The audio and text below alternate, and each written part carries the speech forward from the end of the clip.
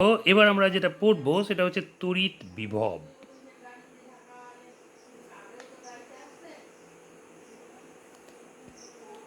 Electric potential.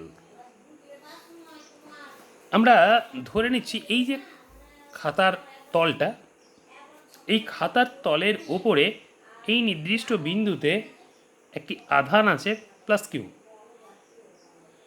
Plus Q আধানটা আমি মনে করছি ও বিন্দুতে অবস্থান করছে। এখন এই প্লাস কিউ আধান থেকে কিছুটা দূরে এখানে একটি বিন্দু আছে, মনে করছি এটি এ বিন্দু। এ বিন্দুতে plus Q one, small Q one আধানকে রাখলাম। তাহলে দেখো এই প্লাস কিউ ওয়ান আধানের উপরে প্লাস কিউ আধানটি একটি বিকর্ষণ বল প্রয়োগ করবে, যে বিকর্ষণ বলটি ও এ অভিমুখে ক্রিয়াশীল হবে। আমি ধরে নিচ্ছি এই বিকর্ষণ বলটা হচ্ছে F1। এবার দেখো আমি এই ও বিন্দু থেকে কিছুটা দূরে এইভাবে একটি নির্দিষ্ট বিন্দু বিতে একটি আধানকে রাখছি, যেটি হচ্ছে মাইনাস স্মল কিউ টু। তাহলে মাইনাস স্মল কিউ টু আধানের উপরে প্লাস কিউ আধান একটি আকর্ষণ বল প্রয়োগ করবে। এই আকর্ষণ বলটা কাজ করবে বি ও অভিমুখে। এই আকর্ষণ বলের মানটাকে আমি ধরে নিচ্ছি F2। এবার দেখো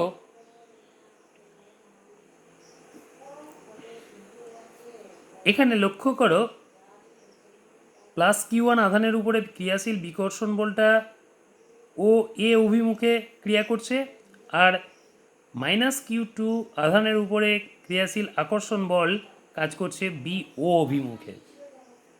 এবার আমি ও বিন্দু থেকে একটা নির্দিষ্ট দূরে ধরে নিচ্ছি এখানে একটা বিন্দু আছে, এই বিন্দুটি হলো সি বিন্দু।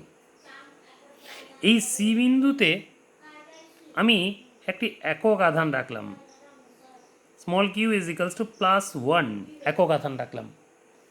তাহলে দেখো এই প্লাস ওয়ান একক আধানের উপরে প্লাস ক্যাপিটাল কিউ আধানটি একটি বিকর্ষণ বল প্রয়োগ করবে। এবার দেখো এই যে বিকর্ষণ বল প্রয়োগ করছে, এই বিকর্ষণ বলের বিরুদ্ধে একক আধানটিকে আমি যদি সি থেকে সিও বরাবর একটি নির্দিষ্ট বিন্দু ডিতে নিয়ে আসি, তাহলে এই সি ডি অভিমুখে একক আধানটিকে নিয়ে যেতে গেলে কিছুটা কৃতকার্য করতে হবে। আমি এই কৃতকার্যটাকে ধরে নিচ্ছি ডব্লু। তাহলে দেখো এই যে ডব্লু পরিমাণ কৃতকার্য সম্পন্ন করতে হলো একক আধানটিকে সি বিন্দু থেকে ডি বিন্দুতে আনতে, এবার যে কৃতকার্য সম্পন্ন করা হলো ডি বিন্দুতে আনতে, সেই কৃতকার্যটা আধানটার মধ্যে স্থিতিশক্তি রূপে সঞ্চিত হবে। এবার দেখো যদি ডি বিন্দুতে নিয়ে এসে আধানটাকে ছেড়ে দেওয়া যায়, তাহলে তখন আধানটি এই ডিসি অভিমুখে গতিশীল হবে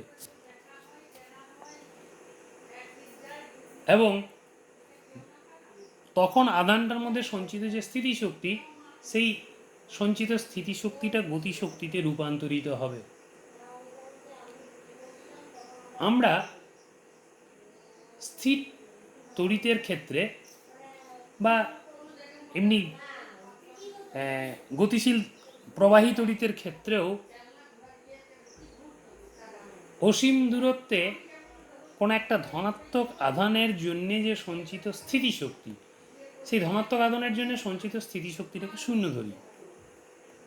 তাহলে পরে আমরা বলতে পারি যে অসীম দূরত্ব থেকে একটি ধনাত্মক আধানকে তড়িৎ ক্ষেত্রের কোনো একটা নির্দিষ্ট বিন্দুতে আনতে যে পরিমাণ কাজ করতে হয় তাকে তড়িৎ ক্ষেত্রের ওই বিন্দুতে তড়িৎ বিভব বলা হয়। তার কারণ এই প্লাস কিউ আধানের জন্যে এ বিন্দুতে থাকা প্লাস কিউ ওয়ান আধানের উপরে বিকর্ষণ বল F1 ক্রিয়াশীল ছিল, আর মাইনাস কিউ টু আধানের উপরে ক্রিয়াশীল আকর্ষণ বল F2 ছিল। তার মানে এই প্লাস কিউ আধানের চারপাশে একটা অঞ্চল জুড়ে অন্য কোনো আধান রাখলে তার উপরে একটা আকর্ষণ বা বিকর্ষণ বল ক্রিয়াশীল হচ্ছে। এই যে অঞ্চলটা, এই অঞ্চলটাকে বলা হয় প্লাস ক্যাপিটাল কিউ আধানটির তড়িৎ ক্ষেত্র। অটোমেটিক্যালি আমরা এইভাবে তড়িৎ বিভবটাকে তাহলে ডিফাইন করতে পারি যে অসীম দূরত্ব থেকে যদি একটা একক ধনাত্মক আধানকে এই অঞ্চলটার মানে তড়িৎ ক্ষেত্রটার কোনো একটা বিন্দুতে আনতে হয়, তাহলে যে পরিমাণ কাজ করতে হবে তাকে বলা হবে তড়িৎ ক্ষেত্রের ওই বিন্দুতে তড়িৎ বিভব। এইভাবে আমরা তড়িৎ বিভবকে ডিফাইন করতে পারি।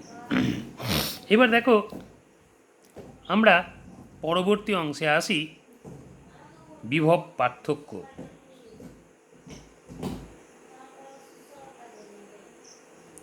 বিভব পার্থক্য এটাকে আমরা অ্যাকচুয়ালি বলি পোটেনশিয়াল ডিফারেন্স। এই পোটেনশিয়াল ডিফারেন্সকে কিভাবে আমরা এক্সপ্লেইন করব? আমি মনে করছি কোন একটা বিন্দু আধানের যে তড়িৎ ক্ষেত্র, অর্থাৎ কোন একটা বিন্দু আধানের চারপাশে যতটা জায়গার মধ্যে অন্য কোনো আধান আনলে পরে সেটা আকর্ষণ বা বিকর্ষণ বল অনুভব করে, সেই যে অঞ্চলটা, সেই অঞ্চলটাকে বলা হয় সেই বিন্দু আধানের তড়িৎ ক্ষেত্র। এই তড়িৎ ক্ষেত্রের মধ্যে দুটো বিন্দু আমি ধরে নিচ্ছি, এটা একটা বিন্দু, এটা একটা বিন্দু, এই বিন্দুটা আর এই বিন্দুটা এস।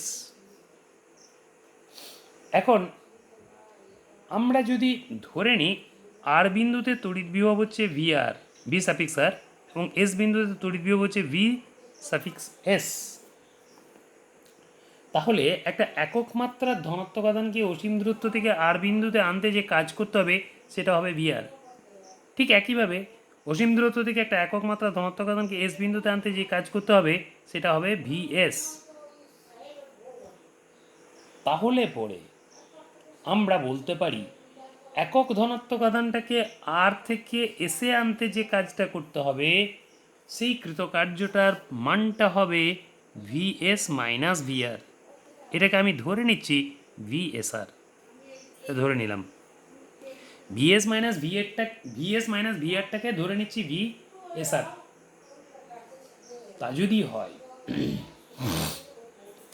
তাহলে ভি এস আরটা হবে আর এবং এস বিন্দু দুটোর মধ্যে বিভব প্রভেদ বা বিভব পার্থক্য।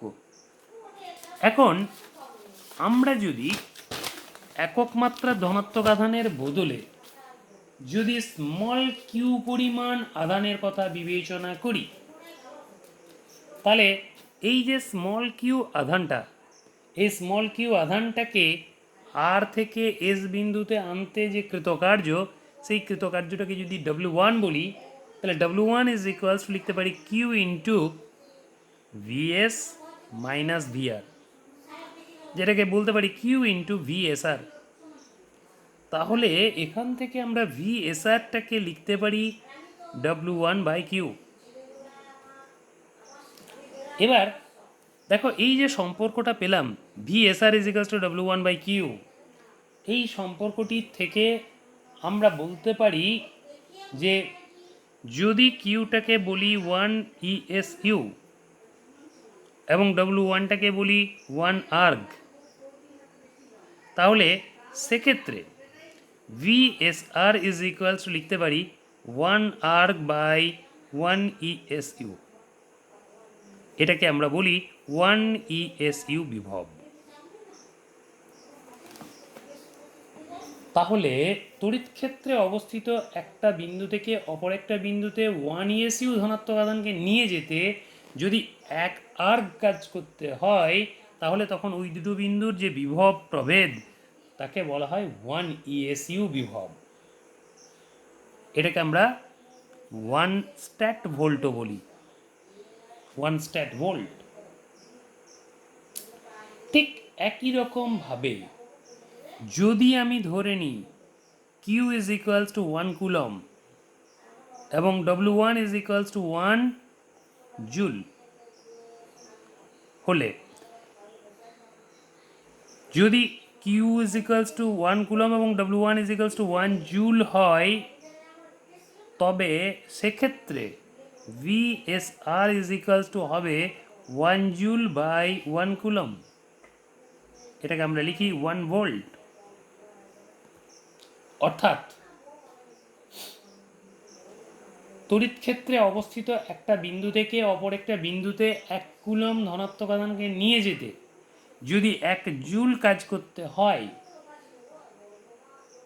1 কুলম্ব ধনাত্মক আধানকে নিয়ে যেতে, তখন ওই দুটি বিন্দুর বিভব পার্থক্যকে বলা হয় 1 ভোল্ট, যেটি এসআই পদ্ধতিতে বিভব প্রভেদের একক।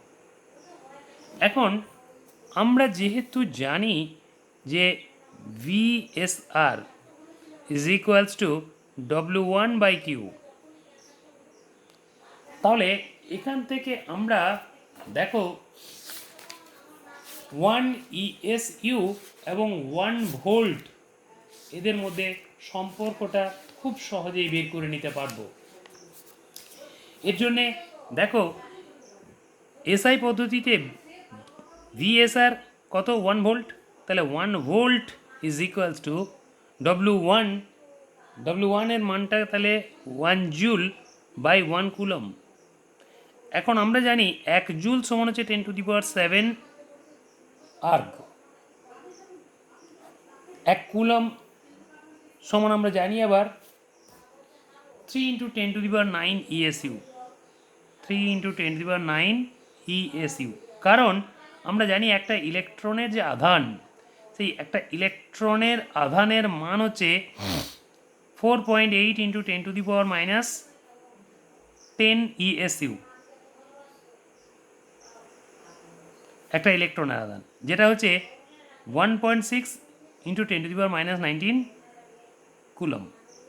তাহলে এখান থেকে আমরা বলতে পারি যে 1 coulomb is equals two 3 × 10⁹ ESU, এখান থেকে বের করে নিতে পারবো। তাহলে দেখো এখানে 10⁷ আর 10⁹ কেটে দাও, তাহলে নিচে 10⁻², তাহলে 1/300। এবার আর্গ পার ESU মানে হচ্ছে কি ESU বিভব। তাহলে দেখো এই যে 1 ভোল্টের মানটা পেলাম আমরা, 1 volt is equals two 1/300 ESU বিভব, তাহলে এটাকে এইভাবে লিখতে পারি 1 ESU বিভব সমান 300 ভোল্ট। তাহলে এই যে 1 ESU বিভব সমান 300 ভোল্ট, এটি হলো CGS পদ্ধতিতে এবং SI পদ্ধতিতে তড়িৎ বিভবের বা বিভব পার্থক্যের একক দুটির মধ্যে সম্পর্ক। 1 ESU বিভব ইজ ইকুয়ালস টু 300 ভোল্ট। এর পরবর্তী অংশটা আমরা পরের দিনে আলোচনা করব। আজকে এই পর্যন্তই থাক। ওকে, থ্যাংক ইউ।